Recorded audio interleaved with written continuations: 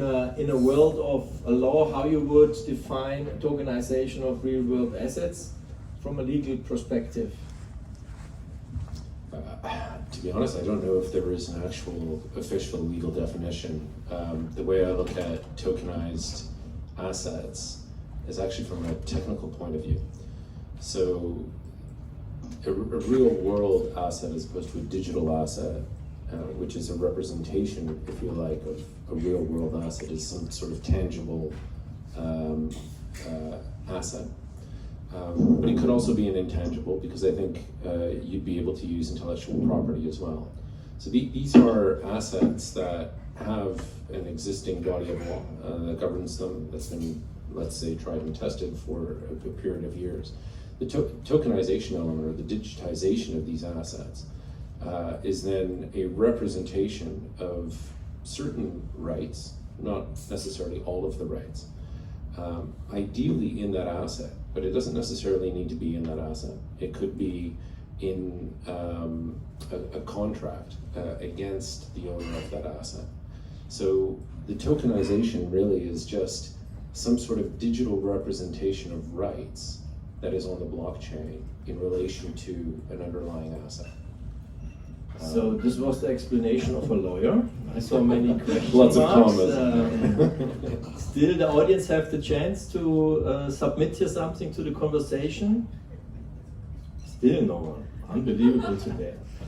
So then a very practical question to Filippo. So maybe you want to tell us a bit about what can be tokenized. I mean, we had now a very theoretical answer to my question, but for the audience, what are the things or assets what can be tokenized? Yeah, thank you for the question, absolutely. So when I think about real world assets tokenization, I think about mainly currencies, mostly US dollar. I think about real estate, I think about equities, I think about securities. I think for the real estate bit, Scott is going to explain us about it. I just want to make an example that is interesting about what is the most tokenized real world asset, which is the US dollar. And it is very interesting. Probably you know already about stable coins. There are two big companies out there. One is Circle and the other one is Tether. And they actually mint, so they issue tokens that are backed by US dollar. But I would like to give you a bit of a color on how this process works, simply because it's very interesting and it's regulated. Let's take, for example, Circle. It's an American-based company. It's based on a regulated entity, which is a money market fund, SEC regulated, that essentially stores short-dated T-bills, US Treasury overnight repo, and US dollar in order to create a reserve to issue USDC. So from a practical standpoint, assuming that I want to obtain one USDC from Circle, what do? I send $1 US to Circle. Circle is going to increase its reserve that is kept within this money market fund, and it's going to issue one USDC token. Of course, once I use the USDC token and I want to go back to fiat, I'm going to do the inverse process. So you're going to ask yourself, why would you tokenize a USD token? What is it for? Why? Well, right now there are two financial rails in existence. One is the conventional finance rails, and one is the Web3. And if you want to get access to the Web3 financial rails, you want a token that you can use within these financial rails. And there are multiple advantages that you have when using a USDC token. The first advantage is that you don't need an intermediary, you don't need a bank account. At any given time, I can open right now, for example, a custodial or non-custodial wallet in a matter of 5 minutes, and I will be able to receive a USDC token. This means that I don't need to go and open a bank account. And this is a very big advantage, for example, for the unbanked. The second advantage is that it's a system that is working 24/7. There are no opening hours in blockchain. So I can do a transaction now, I can do it at midnight, I can do it during Ramadan, on Christmas. There are no limitations. Another interesting concept is no geographical boundaries. I can transact value in every country in this world, simply because I'm sending from one wallet address to another wallet address one USDC. And this is very interesting. And last, if we compare a transaction between a USDC and a SWIFT payment for an international transaction, you will see that right now, for example, the cost for transacting USDC is about $1 for a transaction at a given amount. If you operate a SWIFT payment, it's going to take between 25 and 50 US dollar, and the time is very long. On the blockchain, it happens in a matter of minutes. So I think I have spoken enough about an interesting example of He's a real very world nice asset. speaker. He understands when he spoke enough. It's not happened often. Thank you so much. The market of RWAs, how we say, real world assets, has a huge potential in growing. So 2020 we were by 0.31 trillion US dollar on value. And now I have to read, there are so many zeros behind. So in 2030, there's supposed to be 16.1 trillion US dollar market cap. So that's a huge market. And my question would go now to Rodrigo. Rodrigo, how you would define the world economy or the market of real world assets in the future and the different, let's say, hotspots of real world assets?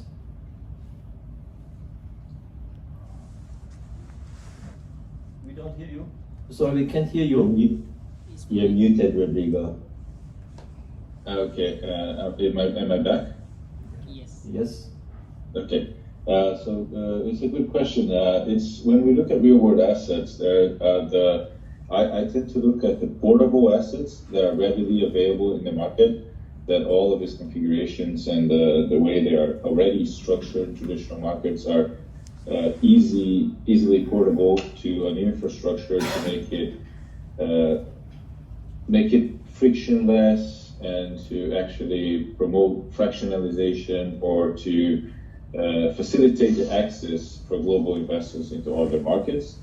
And after that initial stage, I think we're going to be looking at the generation of new classes of assets, because the digital assets can allow for new classes of assets to arise, especially when it comes to real world assets. But I think that when we look at the potential for real world assets right now in the world, like if you consider like 5% of the real world assets that can be immediately, like let's say, transformed or transported into a Web3 infrastructure, we're talking about trillions of dollars. And as for myself individually, I've been working with the industry for 9 years, like I said, and when I remember back in the ICO days when we saw all the crash happening and all this, let's say, lack of due diligence, lack of compatibility with compliance standards that the real world demands and let's say requires. I was expecting STOs, security token offerings, and real world assets to be on chain back in 2018 and 19, right? But of course, human nature pushes us to more, let's say, adventurous pathways, and we still watched the DeFi summer, the NFT frenzy, and we're still watching some speculative cycles happening before we actually see the industry mature and more experienced, let's say, professionals jump into the industry to help that transition happening. And it's happening. It's a little bit slower than I expected personally, but maybe I'm just too young and too idealistic. But when I see companies like Hex Trust and what they're doing and the strength they have, the team that they're building, that gets me very excited, because it actually translates a trend that is very healthy in the industry. Like 5 years from now, more than 70%, 80% of the industry had zero to no experience, like at max 2 to 5 years in traditional finance. Now it's the opposite. Now we see that most of the companies, the organizations that are relevant in the industry, they are made of people that has more than 10 years of experience in traditional finance. That's really important, that's really necessary. And as for more specific breakdowns, I think real world assets that are like readily available to port and portable to Web3 infrastructure, like generally government bonds, equities, like real estate, and more like luxury goods that can benefit from fractionalization. I think fractionalization is a big deal. Yes. And this is my little take. Thank you. I hope it answers your question. Yeah, of course. I think it was a wide range. If you see to the market, the current, let's say, only real estate market for tokenization is around 330 trillion worldwide, so it's a huge market. But I would like to hear a bit more about, we have two startups here. The one is with Scott, Toko, the other one is EktaChain with Berwin. And I would like to hear from them a bit about their challenges in some bit, let's say, a compact way about how you choose the place of regulation, what was the issue, or what was the main issues where they were focusing. Yeah, so what was the troublemakers and what was the good part on it, yeah. And when you decided to go in the structure, what you have a bit. So maybe we start with Berwin about it. So maybe you can just tell a bit about how your journey started and ended, finally in setting up EktaChain and launching it. Yeah, so my background is actually in real estate. I've been a real estate and property developer for the last 23 years. The reason why I entered into crypto and blockchain was because of the pandemic. As you all know, 3 years ago the world shut down, and a lot of my hotels and property development projects had to slow down and basically grind to a halt. And so I had a lot of time to really try to think about all the problems we have in the industry. I mean, one big problem we have is real estate is highly illiquid. Number two, it's really difficult to purchase a property if you don't get a mortgage, if you're starting out in the property market. You're tied down to your location, and you know that it's a long and tedious process to do everything, and there's a lot of red tape. So by starting my our layer 1 blockchain and learning about the industry, reading 200 white papers, I realized how amazing and how we can actually solve all these problems by through blockchain. So from becoming a highly illiquid asset through fractionalization, we can actually make it more liquid. Where our startup is really focusing on fractionalizing real estate. And so a lot of people that couldn't afford it before, for as low as $100, they can get into the market because normally it's a tedious process, and you're stuck to your location. Because of blockchain, you become a global player. And from long closing times, because everything's on chain already, we've done all the due diligence prior to putting the property on chain. We can close a sale within minutes instead of months. Okay, thank you very much. Scott, you're also like a lawyer, and you're also founder of a startup in real world assets. So from a Dubai point of view, let's say, yeah. So what you can say a bit about regulations here, how does this work, and also your experience about setting up a company here in Dubai, in MENA region, with this topic. Sure, thank you. So if I go back to when I started Toko while a partner inside of global law firm DLA Piper, and I think to Peter's point, what can be tokenized? Anything, any bundle of rights can be represented in a digital token.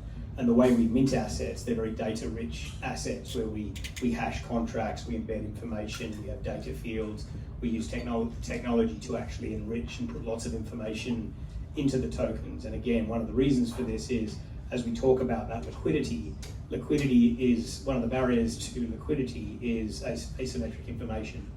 The issuers know, the investors don't know. How do they find out? They spend a lot of money on lawyers setting up data rooms. How about we put the data room into the token so it's there and it's available to everyone? So that was the kind of, I guess, the origins of us trying to create a better tokenization platform. In terms of jurisdictional issues, and I think Rodrigo made an observation about the STO market not taking off as quickly as expected. The reason for that, in my view, is regulatory headwinds. We didn't have adequate regulatory regimes that supported virtual assets. And we had a lot going on with crypto, trying to be unregulated. Now regulators coming in and deciding that isn't the case. They probably are regulated assets and always should have been.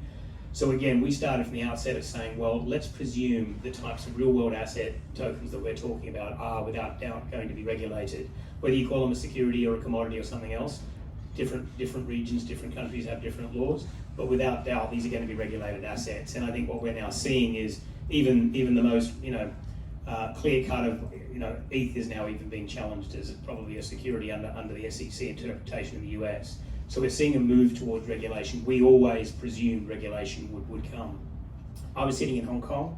I founded the business in Hong Kong, part of a global law firm. So we've had the opportunity to work on crypto tokenization projects on a global basis. I've had the opportunity to work with regulators in multiple jurisdictions around the world.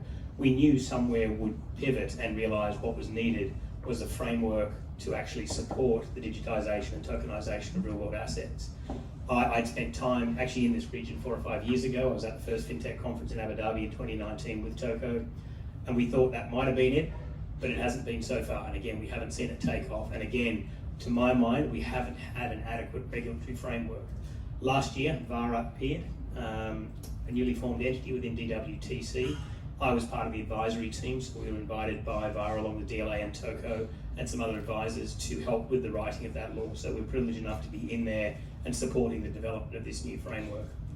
I think this is going to be a very, very interesting time for Dubai with its ambitions in terms of growth, with its ambitions to pivot from the young country that it is to being a global financial center. Because what it now has is a framework that defines all virtual assets as being virtual assets under law number 4. All of them, all activities associated with that are regulated. There's one regulator, there's one set of rules, and they're pretty clear. Now that doesn't sound like much, but it's the only place on earth that you can currently say that about, and I think that's a really exciting opportunity.